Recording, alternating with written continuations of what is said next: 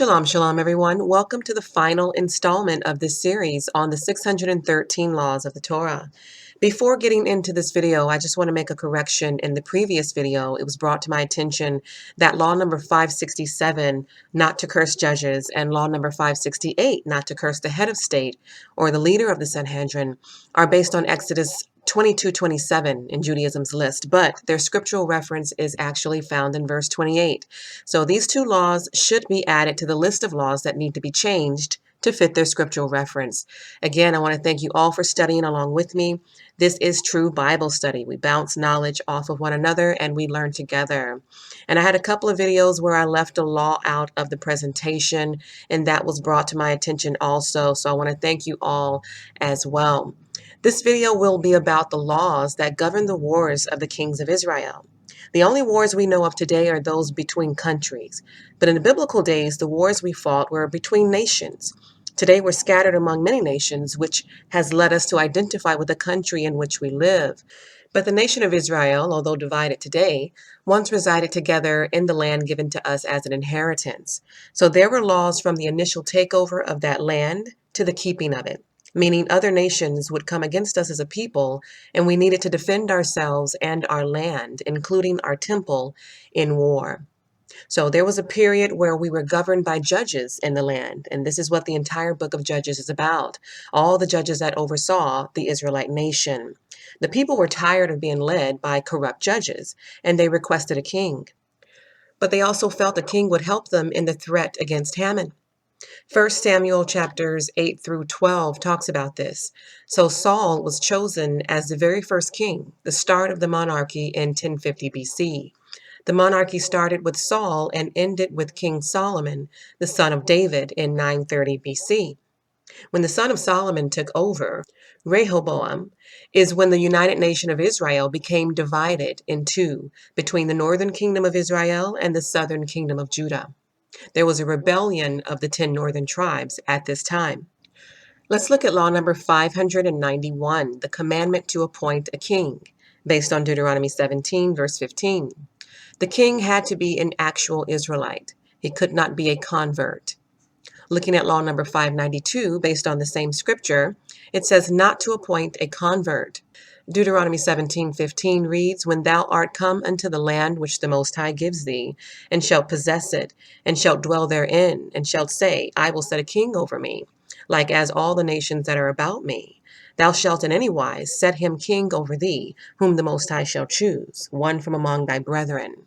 Shalt thou set a king over thee? Thou mayest not set a stranger over thee, which is not thy brother. So the king had to be of the nation.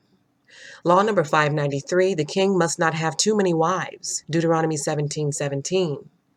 Law 594, the king must not have too many horses. Deuteronomy 17:16. And law 595, the king must not have too much silver and gold, based on verse 17. Why are these laws in existence? Why are they so important? Today, money is power. Money is perceived as everything. But here the Most High is saying the king should not have too much of it. He shouldn't have too many wives. He shouldn't have too much gold or silver. Why? Deuteronomy 17:17 reads, Neither shall he multiply wives to himself, that his heart turn not away. Neither shall he greatly multiply to himself silver and gold. So for the same reason, so his heart will not turn away. Excess possession causes one to become self-absorbed and lose sight of the people and what's important. There's a reason people care more about money today than they do the things money cannot buy. We've been trained mentally to think money is everything. And by thinking that, we forget that money does not equate righteousness. It cannot buy you love and peace of mind. Therefore, it is not everything. It causes us to turn away from what is. Pastors think in order to run a church, it has to be the best looking building. To preach the word, you have to wear the most expensive suit. You have to spend the most on private jets and penthouse hotel rooms. Money has been equated with righteousness. But in truth, money detours one from it. In truth, riches can block the Most High from using you. And it can block the masses from seeing the Most High in you when all they see is your money and your possessions. We get a good lesson from King Solomon. King Solomon, aka the Great One, or Solomon the Great, is documented in the Book of Kings and Chronicles as a king of Israel. He was a king of great wisdom, great wealth, and power, but his idolatry and sin influenced his reign and his son, Rehoboam, which led to the split of Israel in 1 Kings 11, 9 through 13. What was his sin? Law number 593 says not to have too many wives. He had 700 and 300 concubines. His wives were foreign princesses, including Pharaoh's daughter and the women of Moab, Ammon, Sidon, and the Hittites. These wives are depicted as leading Solomon astray to other gods. So he dealt with pagan women from all over, brought them into the kingdom as he ruled over the United Nation of Israel. He descended into idolatry, following Ashtoreth, a pagan goddess I talked about in my video about the holiday Easter, aka Semiramis. Yes, the true meaning of Easter goes all the way back to King Solomon's day. It has nothing to do with the birth of the one they call Jesus. So he partook in idolatry. What else? He gathered large numbers of houses, even from Egypt. According to 1 Kings 11, verse 9 through 13, his sins are why Israel becomes split. It predicts that Israel will be taken from his son Rehoboam. After marrying an Egyptian pharaoh's daughter, Solomon gradually lost more and more prestige until he became like a commoner. So a great wise man ultimately losing that favor and power because his possessions and sins overtook his righteousness. So this is the reason for the laws governing a king to not have too much. It creates an addiction that ends up controlling your leadership. Let's look at law number 596. Destroy the 7 Canaanite nations, Deuteronomy 20:17. Law number 597, not to let any of them remain alive, Deuteronomy 20, verse 16. Law number 598, to wipe out the descendants of Amalek, Deuteronomy 25:19. Law number 599, remember what Amalek did to the Jew people, Deuteronomy 25:17. And law number 600, not to forget Amalek's atrocities and ambush on our journey from Egypt in the desert, Deuteronomy 25:19. So all of these commandments are what I've called one-time laws. Once done, they do not need to be done again. So there are 3 asterisks by them. But they were vital wars to us obtaining the land and being able to keep the land. The Israelites were to have no mercy, but take the land by force. Law number 601, not to dwell permanently in Egypt, Deuteronomy 17, verse 16. Law number 602, to offer peace terms to the inhabitants of a city while holding siege, and treat them according to the Torah if they accept the terms, Deuteronomy 20, verse 10. This command was given for other cities the Israelite nations would take over in the future. Deuteronomy 20, verse 10 says, when thou comest nigh into a city to fight against it, then proclaim peace unto it.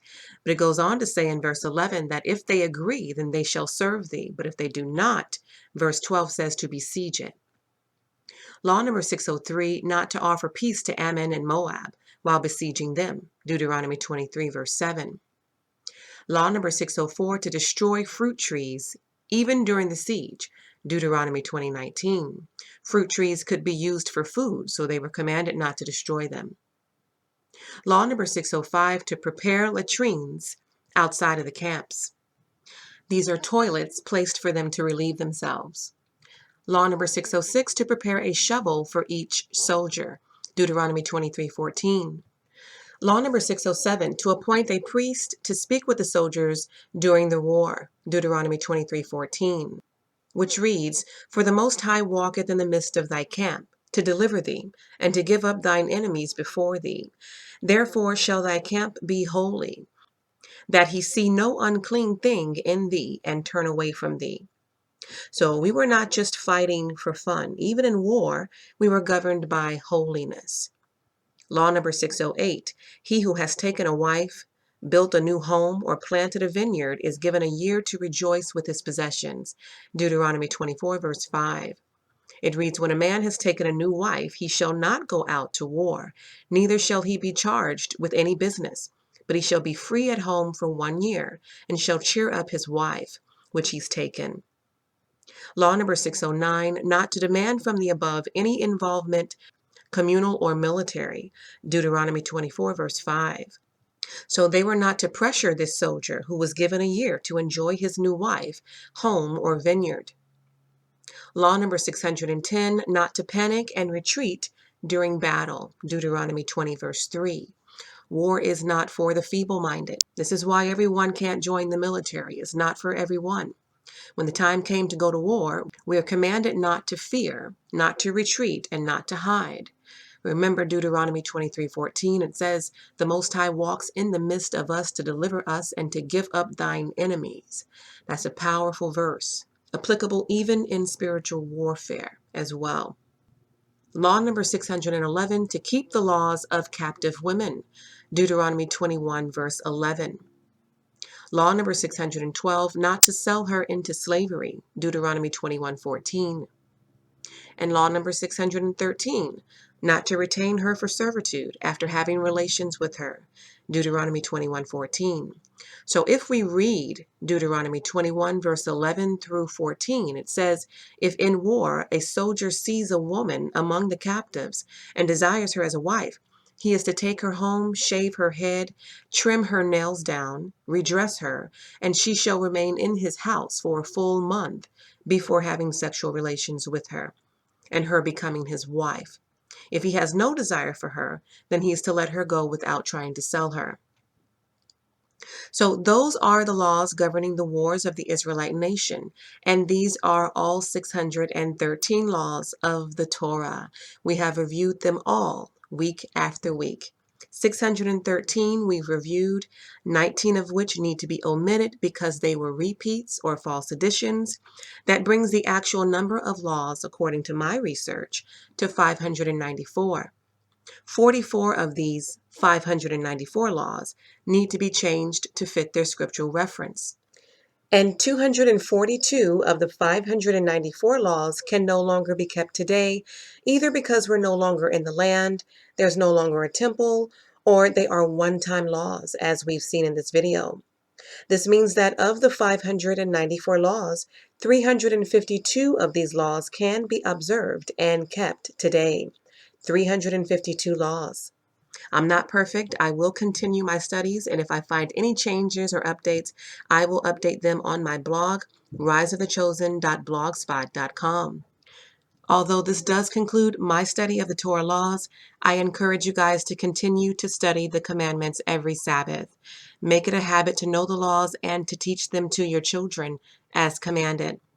Blessings to you guys. Always an honor to bring enlightenment to help you on your walk. Until next time, this is Judiah. Shalom.